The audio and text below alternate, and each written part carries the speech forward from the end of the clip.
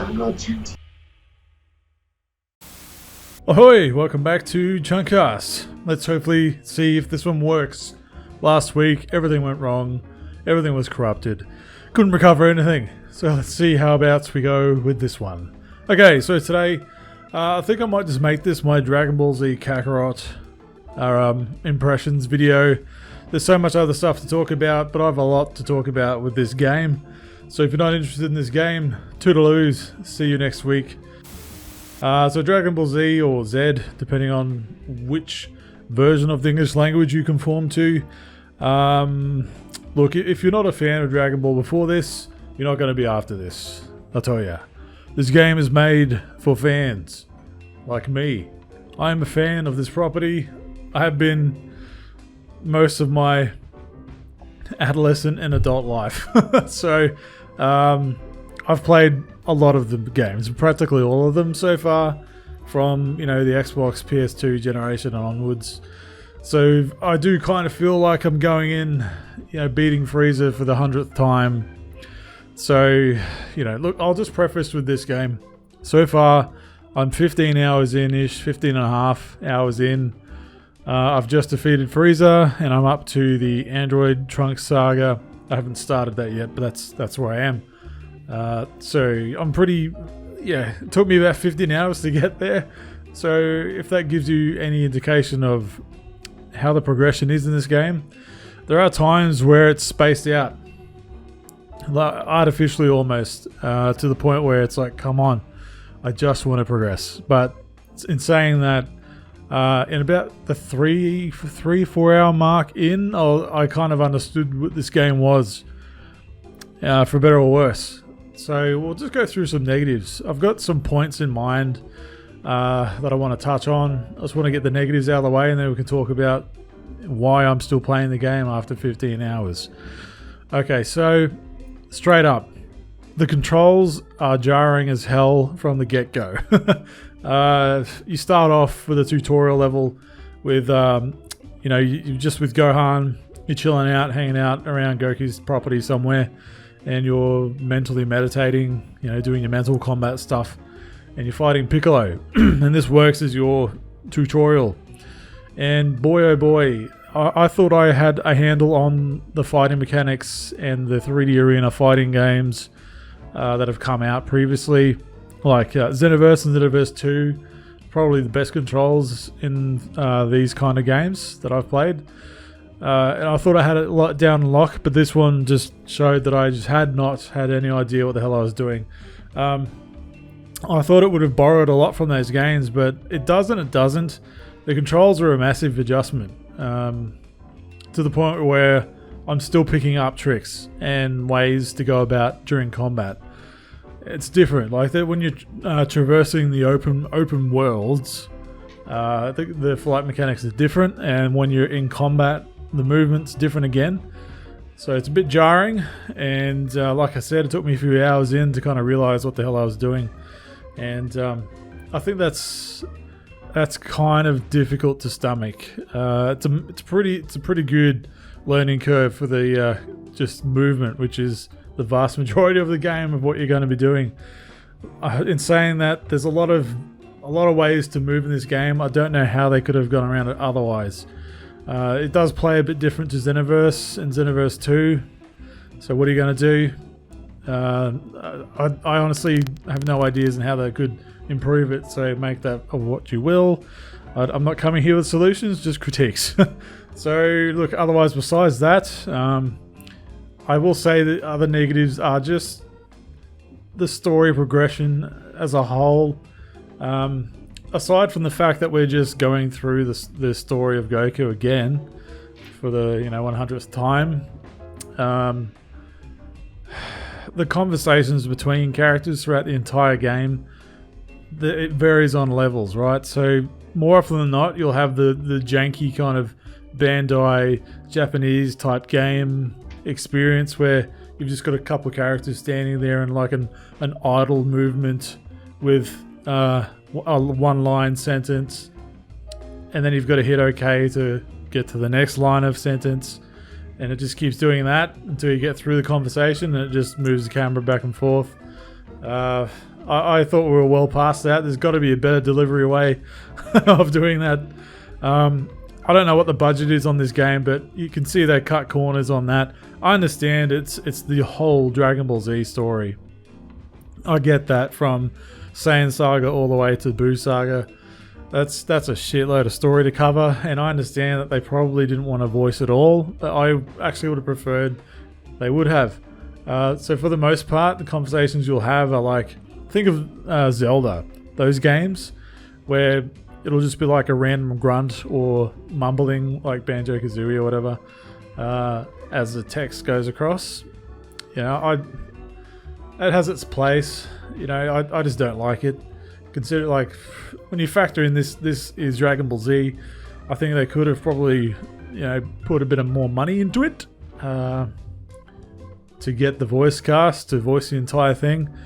And it's not like space is much of an issue in today's digital world. It's not like they have to squeeze it onto a disc or a cartridge.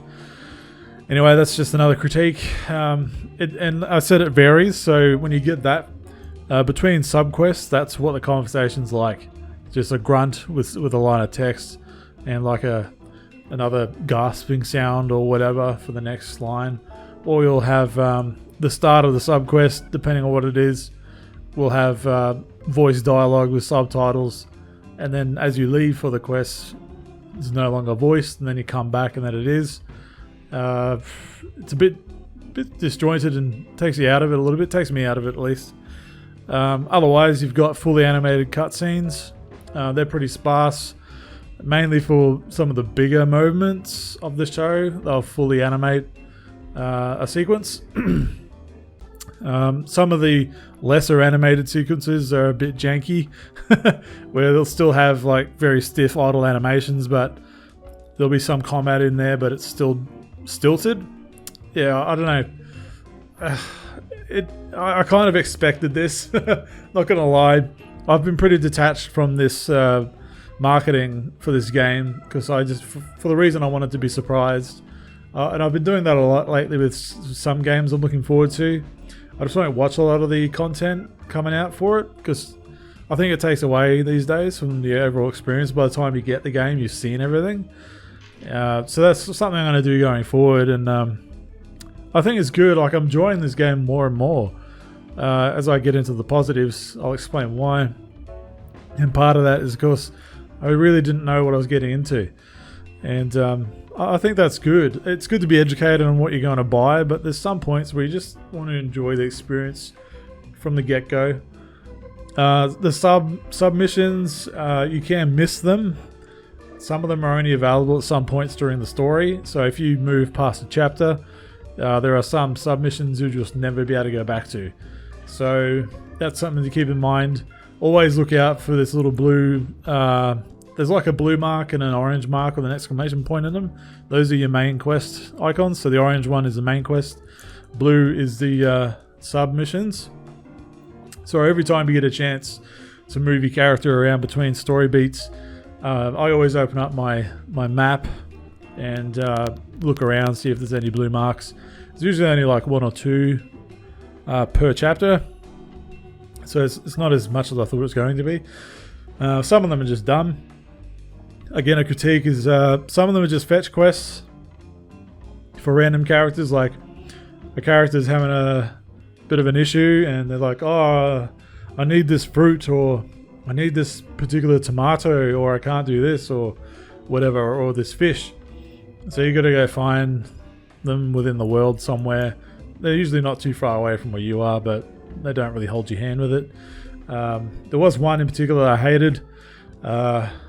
I don't want to spoil it too much, but if you get to the point where you're talking to Master Roshi's friend, the turtle, at the Kami house, there's a mission there where Turtle's like, oh, we've run out of food. Gohan, can you help get some food for us? Because it's hard to get food out here on this remote island in the middle of the ocean.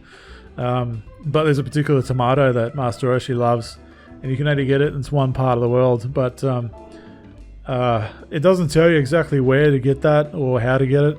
And there was no clues, no nothing really. It's just like, oh, out in the southeast mountains somewhere, there's a dude who sells them. And that was it. But even then, when you get to that guy, he's like, oh, okay, well, I need a particular fish, and he just says, oh, it doesn't tell you where it is. It's like, I just want this particular fish. And so it was a prick of a mission. I just had to YouTube it. I got sick of it after looking around, spending ages looking for it, and that sucks. Like it doesn't give you any clue of whereabouts in the world to go to. I had to go back to the map location where Master Roshi's Island is, and then you had to swim underwater. God knows, how long, just to look for a couple of lights that indicated an item, and just hope that they're fish or something. Yeah, they just happen to be. So I don't know. It's that kind of stuff that bugs me. These little side quest missions, you don't really get much for them. You just get extra XP and some special items. You can go through the game without them, really. They do help upgrade your community board and all that kind of stuff. That's something else I might touch on. Another negative is an example of some of the character moments side missions. So this game was saying that it'll fill in some plot holes or some plot gaps that fans have been asking for years, or questions that have been asked over years. And I guess this is one example of there's a point in the story, I think, during the Saiyan saga where Yamcha dies, and part of the story you want to revive your friends by gathering the Dragon Balls, blah blah blah. Anyway, there's one mission where there's these two characters. Oolong, who's a shape-shifting pig, can turn into whatever he wants or whoever he wants, and he's got a mate, or Yamcha's massive #1 fan called Pua. It's like a floating cat. I think it's a female. It's got a really high-pitched voice like this, and Yamcha, and that kind of stuff. So yeah, Yamcha's dead. A lot of the warriors are dead after the Battle of the Saiyans, and you run across Oolong, the pig, and he's freaking out. And he's like, Gohan, I think I saw the ghost of Yamcha walking around, and it's freaking me out. Can you go have a look? And anyway, you follow this ghost of Yamcha around the city, and he's like chatting up random chicks, and it's like he's got multiple dates on the go and all this kind of stuff. Anyway, it turns out it's a falsehood. Turns out you catch him in the act, and it's Pua the cat, who's a shapeshifter, and she's been just trying to keep up appearances while Yamcha's dead with these 3 girls. So Yamcha's a bit of a player, right? So Pua, being a massive fan who loves Yamcha, just wants to keep up appearances, right? And that's the quest. It's a character moment. It's funny. It's true to the character. I don't mind that kind of stuff, but it was pretty dumb. Doesn't really add anything, and you don't get anything special for it. But there's a lot of that in the game. I will say though, just on a side note, it's probably really disturbing, but Yamcha is not a hit with the ladies. Like towards the end of the series, he's just a joke, and he doesn't really get along well with women. He never does. It's part of the joke. So he's got this floating cat. It's a female, I'm pretty sure, and that can turn into anyone or anything. So I'm just thinking to myself, well, mate, like, this cat loves you. Why don't you just ask her to turn into a woman of your fancy and just live a happy life somewhere between the two of you? Oh, fuck. I know it's really sick, but hey, whatever. Naruto, same kind of thing. Naruto can do a sexy clone jutsu ninja move and clone a version of himself that's like a super attractive female. Man, if you were that age at Naruto, it's like, teenager, and if you can clone yourself as a super hot female, fuck yeah, you'd be going to town on yourself every night. Anyway, moving on. Japanese man. Yeah, look, I think overall, if you're not a fan of Dragon Ball, you're probably not going to like it. You had to be a fan of this game or the series to get through the first chunk of hours in this game. Because I'll admit, the first hour or two of the game, I was like, oh shit, I could have just saved my money. Like, this is not what I wanted. I had bad feelings from the get-go. But over time, the actual game itself, just starts revealing itself of what it is. And the highs are super high, man. Like, during the Frieza saga portion of it, and even towards the later parts of the Saiyan saga story, I was like, yeah, this is great. This is exactly what I wanted.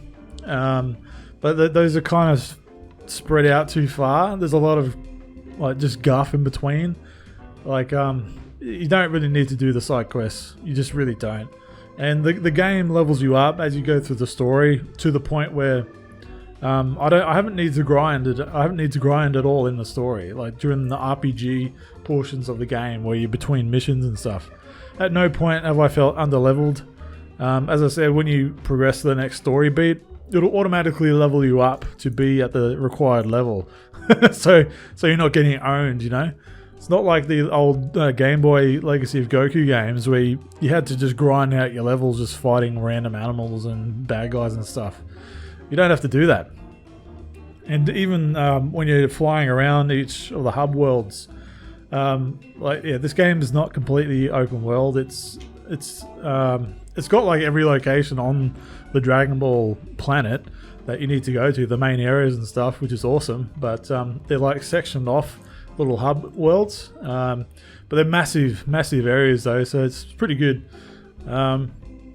Another cheap thing is there's a lot of these colored orbs around each of the hub worlds, and you have to collect so many of them, like thousands of them, to actually start putting them towards your skill tree to buy different skills in your skill tree as you level up. So that can be annoying. Like if you don't have enough, then you've got to go to a random part of the world that has those particular colored orbs and just fly around and collect them, and you'll just randomly get interrupted by bad guys in the area and you got to fight them off. So there is a bit of grinding, if you want to call it that, but I haven't had the problem with it yet. I really haven't had to delve into my skill tree much, and when I have upgraded stuff, I haven't really noticed too much of a difference. So I don't really know if it's actually warranted or valid to do. If anyone else has played the game, I'm happy to be told otherwise, but in my experience, I've just been cruising through. I've updated a few things on Gohan and Goku, that's about it. Otherwise, the other characters that you play as haven't needed to at all. So, yeah, I think a lot of the RPG elements are just there, it's fluff. I think you can play the game without even doing anything in them. The community board stuff, it's too much for what it is, for what it's trying to be. I think it's trying to be something, and it's just not even needed to be done, if that makes sense. You need to level up your community leaders and each character token to add to your overall friendship level and all this kind of stuff. It's unnecessary and it's a bit bloated. I don't think you need to worry about it at all. It's only if you want to get an extra 5% or 10% bonus towards your XP or your orbs that you gather, or you know how effective your food or your replenishment health potions or eating things are. It's marginal, like a 5% increase, big deal, or 1% hit point, big deal. Yeah, so it's not really focused on that stuff at all. So I think that's a lot of negatives that I'm going on about. Can't really think of much else. I think that's pretty much the negatives out of the way. I will say though, I'll just wrap the negative part up. If you weren't a fan of Dragon Ball, and you don't think that you can get past the first couple of hours of jank, because there are some levels of jank you need to kind of just look past. In this current climate, 2020, games are bigger and better than this. Then I think probably take a pass on it. There are better games that tell the story in a less frustrating way. I will say though, this is the best version of this kind of storied game that we've got. A lot of the other games you can hit or miss. If you've never watched the cartoon, highly recommend it. It's a very good show. I love it. I'll always have a place in my heart, and I'll always look at the next Dragon Ball games as something to look forward to, unless there's reason not to. But look, if you've got $80 or you got it on sale for $30, man, it's a good way to get into it. It's a overarching story. It doesn't go into the minutiae of everything. It just hits the major hit points and you'll get the gist of the story. Anyway, I don't know if I can recommend it to people that aren't fans. Anyway, so we'll move on to the positive part. So positives. I'm enjoying flying around the world. Each little location, it's great to kind of be like, oh, I know that building, or oh, that's the Orange City School, or that's Bulmer's Capital Corp house, you know, or it was cool going to fly out in the middle of the ocean, the Kame house, you know, and drop in and say good day to Master Oshi and shit. Some of the surrounding islands around that area are like, oh, that's where Piccolo fought Android 17, and you know, all that kind of stuff. It's real. There's a lot of fan stuff around in these worlds. Even around Goku's house, like you never really see much of Goku's house in the anime. So it was cool when you get to his location. You can just walk around his area and check out his digs. You know, go in to say good day to Chi-Chi. Hey, how you going? You want to make us some food? Like you can go see Chi-Chi and she can make you a full course meal, and it's like a permanent stat boost. So that's cool. Everyone needs a good Chi-Chi in their life. And just flying around the outskirts of Goku's property, it's very cool. It's not really something that I've seen too much of, so that was great. And there's all the other cities, like Korin's Lockout. Fuck, I screwed that up. Korin's Lookout and Kame's Lookout as well. You can go up there and have a look. And just all the main spots, man. All the main locations, the desert areas where you have to fight Vegeta, and it's a lot of fan service. I do love it, and it's very familiar. And I've catch myself a lot going, oh, that's that little spot, or you know, flying around Namek was cool. It's a massive map. I saw this thing on the ground. It was like a little blinking icon, blinking thing on the ground. I flew down, and it was like a sand scouter just left behind somewhere, and you can hit your action button on it, and it'll come up with like some radio. Someone's trying to contact someone. So that was a little neat kind of thing. Look, oh, God, a lot of stuff, a lot of positives. Like the super moves look fantastic. It's a beautiful game.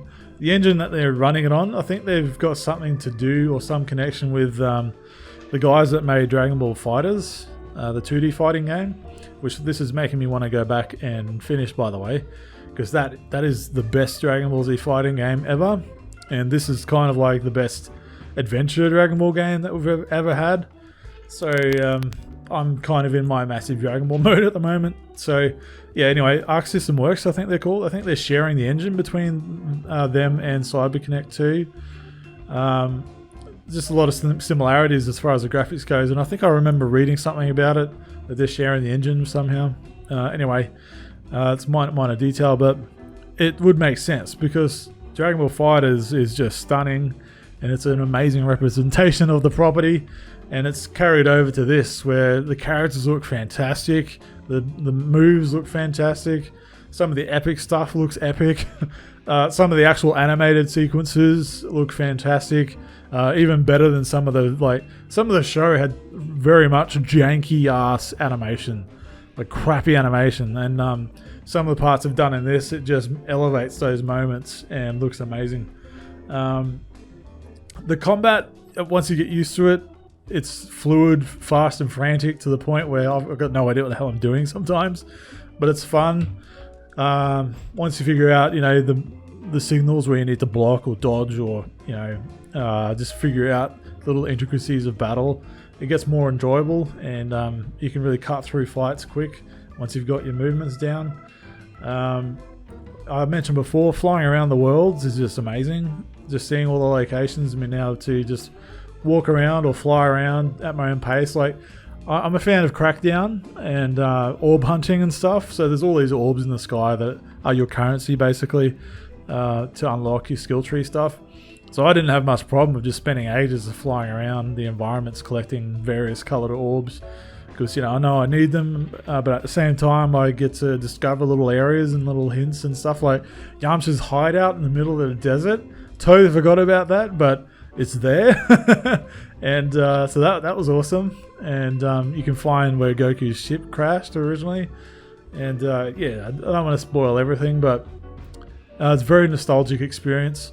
Again, like, I'm speaking as a fan, and the more I play it, the more I realize this game was made for fans like me, or just fans in general. And it feels like it's actually made by fans, because they're just really dipping into the lore buckets here. Some of the side quests are very lore driven, like some deep cuts that are good to see. So that's a welcome change to the standard retelling of this thing that we get in multiple games over the last however many decades. So in that aspect, I'm having a really good time. I actually can't wait to continue playing it after work tomorrow, and head into the Android Saga, which is some of my favorite stuff in the show. You know, you got Trunks and Cell and all that kind of stuff coming up, and I can't wait to smash through that. But look, overall, to me, I'm having a very overall positive experience with this game, more than I thought I was going to in the first couple of hours. I'll just start wrapping this up. We'll make this a small video, but as I mentioned at the top, the first few hours I was like, oh god, yikes. And I was half regretting my purchase. I got it for $89. I got it on a slight discount with a gift card. And I don't know if I would pay that again. That's the problem with wanting to just jump in and get it. I've been looking forward to it for about a year, so I thought, fuck it, I'll just buy it instead of waiting for it to be on sale, because like Xenoverse 2 is still $99, and that's 2017 or whatever it is, however old it is. So you know, it's a few years now and it's still full price, so I'd be waiting a while for this to go on sale. So I figured, bugger it, I'm gonna buy it. I'm gonna enjoy it anyway. And it's good. Like, I've needed just a chill out game. That's a word I'll use for this. Chill. It's a chill game. Like, when fight happens, it's a bit, you can get amped up. But for the rest of the game, it's a very chill experience. And it's just what I needed, I think. And that's another reason I think I'm enjoying it as much as I am. It's just the game I've needed. Because I haven't played a lot of games lately, and a lot of games are just very daunting to me. Just because you got to get really involved with it, and they take hundreds of hours, and or everything's really serious and stuff. And this has been very refreshing to me. As you know, it's lighthearted. It's Dragon Ball Z. It's wacky. It's crazy. It's fun, and it doesn't take itself seriously. And for me, the aspect of just flying around the random worlds and collecting colored orbs as one of my favorite Dragon Ball characters sounds like a good time to me. I don't know about you, but to me, I'm having a blast with it, and it's going to be a good gateway game for me to get back into my back catalogue, because I just haven't gamed for a while. The last time I've played this much of a game was when Gears 5 launched, and I lifed that game for the first weekend or week that game came out. And I don't really play games much in between. I really want to get back into games this year. So yeah, this is going to be a good gateway for me to hook back in. So I'm hoping you can take some positives away from this. I know I actually went into detail of some of the negatives as far as missions go, but the positive stuff I'd prefer if you experience it for yourself. Some moments in particular were just like, yeah, wow, that's fucking sick, just to see firsthand. So I don't want to really spoil anything on that. Look, I'll just start finishing up. I've said this a couple times now, but if you're a fan, this is made for you, and I think you'll get your money's worth. Maybe if you want to trade in some games to bring down the price and get it physical somewhere, or if you've got a gift card or whatever, just try and bring the price down a bit. I can't justify the full $100 here in Australia. I just can't. 50, 60 bucks Australian, yeah, legit, that's a good deal. I could probably recommend it at that price. So do what you can if you want to get it. If you're not a Dragon Ball fan and you're interested, this could be for you, as you're not going to be watching 300 or something episodes. This will just be a good 40-hour campaign, and it's fun, and you get the gist of the world and the characters, and it's not too obtuse about it. And then if you're interested, then you can go back and watch the show and find out more about the world and the lore and the characters and why it's as good as it is, or why it's so popular. Again, it's not for everybody either. So if you were never a fan before, you're probably never going to be a fan after this either. So I don't know how else I can recommend it. Anyway, I'm not sure if this camera is going to die out. It's about the half-hour mark, and it has a problem at about this point where it starts messing up. So I'm going to cut it now and call it as is. And look, hopefully you enjoyed this, or hopefully you got something out of this, or if this might have helped you take the jump, or just be like, all right, I'll wait. Either way, hopefully it's helped for you. And look, I'm going to go back out there and start playing some more, because I'm having a really good time and I can't wait to play it again. So I'm going to get this video done so I can keep playing. So until then, I'll catch you next week, and we'll have more of a multiple topic CHUNTCAST next week, hopefully. There's been a lot to talk about, but this one is something I just wanted to make a whole video on its own. And yeah, hopefully you enjoyed. I'll catch you next week. Toodaloos.